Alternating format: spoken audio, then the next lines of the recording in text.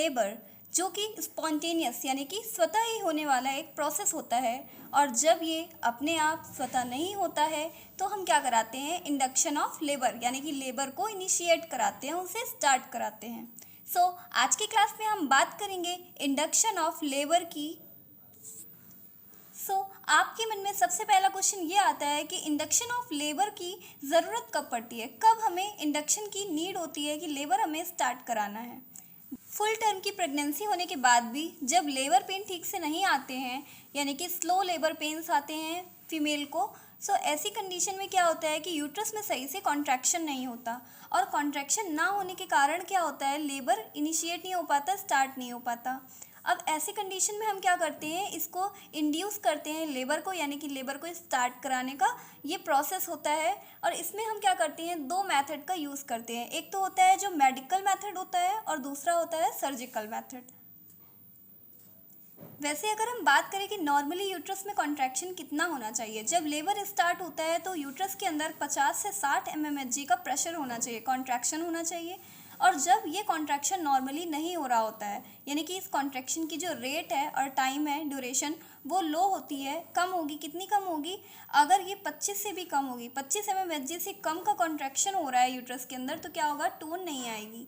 और जब यूट्रस में टोन नहीं आएगी तो जो ये लेबर का इंडक्शन है हमें कराना पड़ेगा, स्पॉन्टेनियस नहीं होने पर ही हम कराते हैं। और ऐसी कंडीशन में क्या होता है, जब यूट्राइन इनर्शिया की कंडीशन हो जाती है। यूट्राइन इनर्शिया क्या होता है, हाइपोटोनिक यूट्राइन कॉन्ट्रैक्शंस।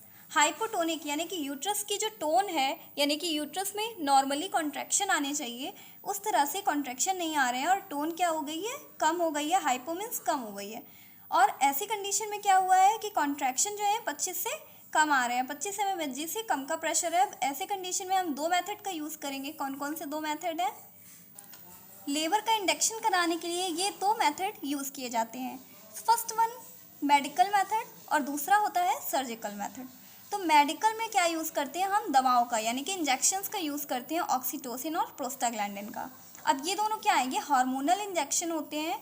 ऑक्सीटोसिन जो कि कई सारे ब्रांड नेम से आता है, एवेटोसिन से आता है। ऑक्सीटोसिन और प्रोस्टाग्लैंडिन का यूज़ करते हैं हम लोग मेडिकली मैनेजमेंट करने में। जब हम बात करते हैं सर्जिकल की, सर्जिकल के अंदर हम क्या करते हैं, आर्टिफिशियल रैप्चर ऑफ मेम्ब्रेन। अब यहाँ पर कौन सी मेम्ब्रेन रैप्चर की जाएगी, एमनियोटिक मेम्ब्रेन। एमनियोटिक मेम्ब्रेन को यहाँ पर रैप्चर कराया जाता है, वो भी आर्टिफिशियल तरीके से, आर्टिफिशियली रैप्चर कराते हैं यहाँ पर। फर्स्ट बात करते हैं मेडिकल मेथड की।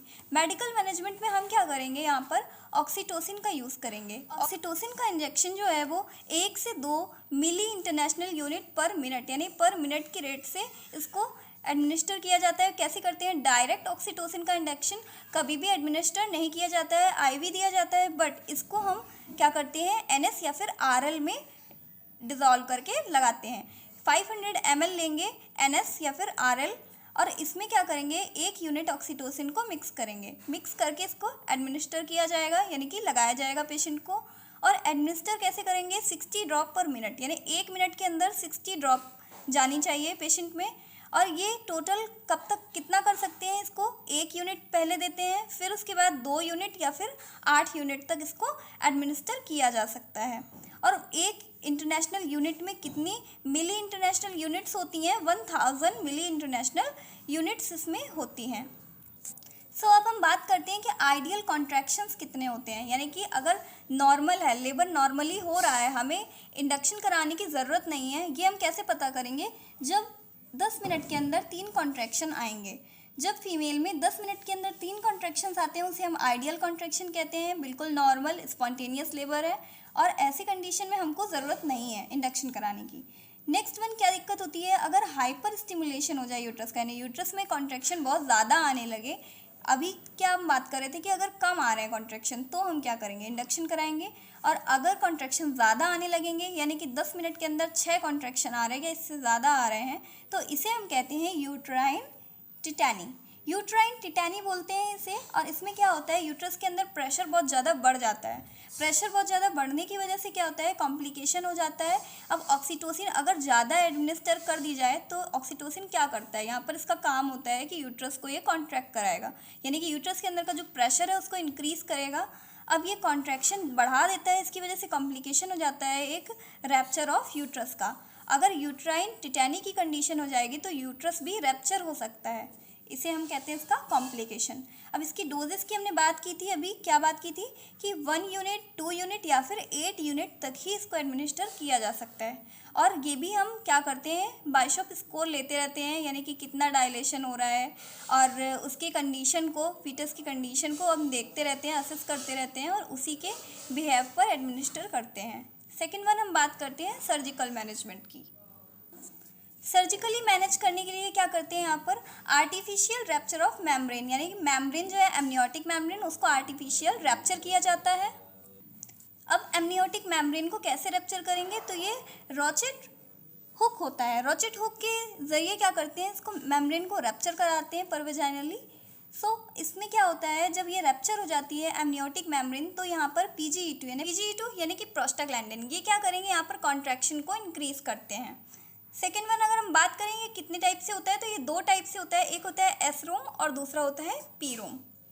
एस रोम यानी एस फॉर क्या है, spontaneous rapture of membrane, rapture of membrane यानी कि मेम्ब्रेन जो है वो रैप्चर होती है, अगर वो स्पॉन्टेनियस यानी कि अपने आप हुई है तो उसे कहते हैं एस रोम।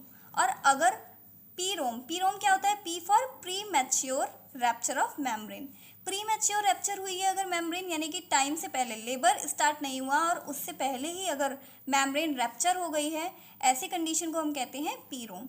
और rapture just before initiation of labour, ठीक है, अगर लेबर से जस्ट बिफोर यानी कि तुरंत उसके लेबर से पहले अगर हो गई है तो उसे हम कहते हैं पी रोम, ये पी रोम वाली कंडीशन होगी।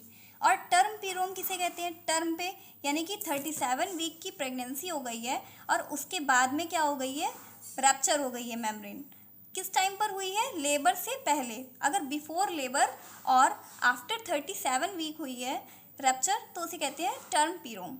सेकेंड वन हम बात करते हैं pre term P ROM. Pre term P ROM यानी कि प्री टर्म किसे कहते हैं, 37 वीक से पहले की स्टेज, 37 वीक से पहले वाले टाइम में अगर रैप्चर हो जाती है मेम्ब्रेन एमनियोटिक वाली, सो इसमें क्या होता है, तुरंत स्टार्ट हो जाएगा लेबर, यहाँ से लेबर स्टार्ट हो जाएगा, अगर रैप्चर हो गई है उसके बाद लेबर स्टार्ट हो जाएगा।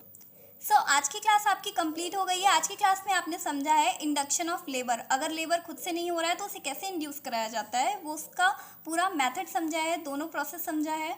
और नेक्स्ट क्लास में आप पढ़ेंगे लेबर को स्टार्टिंग से first stage, second, third and fourth सारी स्टेजेस को कवर किया जाएगा इस चैनल पर। सो पढ़ते रहिए, स्वस्थ रहिए and this is signing off.